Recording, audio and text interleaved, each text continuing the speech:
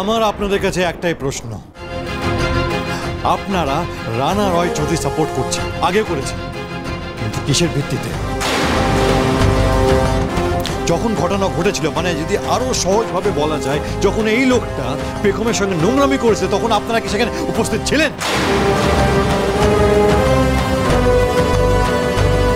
এই মেয়েটার সাথে থেকে থেকে তুইও অশ্রাব্য কথাগুলো বলতে পারছিস, লজ্জা করছে না তো? সত্যিটা জানতে হলে সবটা নিয়ে খোলাখুলি ভাবে কথা বলা জরুরি মা। বলুন, যার সাথে দিনের পর দিন অন্যায় হয়েছে তার চেয়ে বেটার, তার চেয়ে বেশি আপনারা জানেন।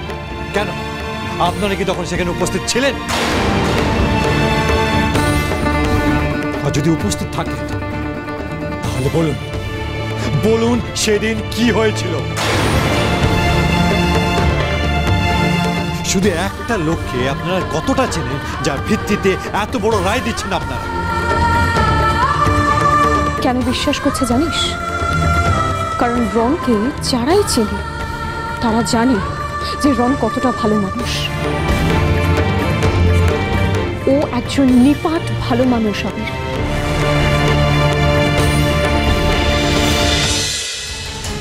আপনারা ওর হয়ে না লড়ে একজন বাইরের লোকের পাশে দাঁড়াচ্ছেন, কিন্তু এটা ভুলে যাবেন ওর পাশে কেউ না থাকলে আমি ওর পাশে আছি।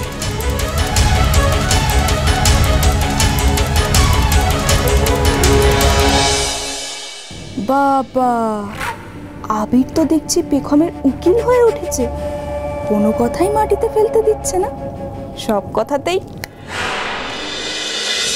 আবির একদম ঠিক কথা বলেছে। আমরা জানতাম আবির কি কি করতে পারে, এখন অবধি জানতাম, কিন্তু সত্যি কথা বলছি, এখন তোকে খুব অচেনা মনে হচ্ছে, খুবই।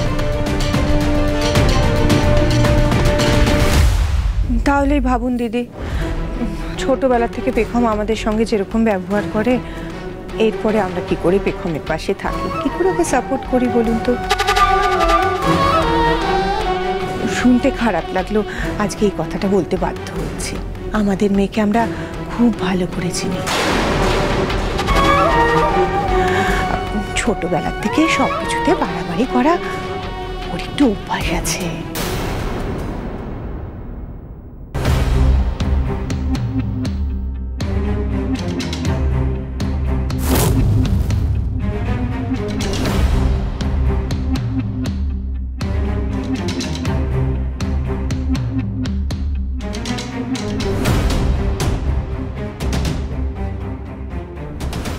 আসুন, খুব ভালো সময় এসেছেন। ভেতরে এসে শুনুন আপনাদেরই আত্মীয় স্বজন আপনার মেয়ের কেমন গুণগান করছে।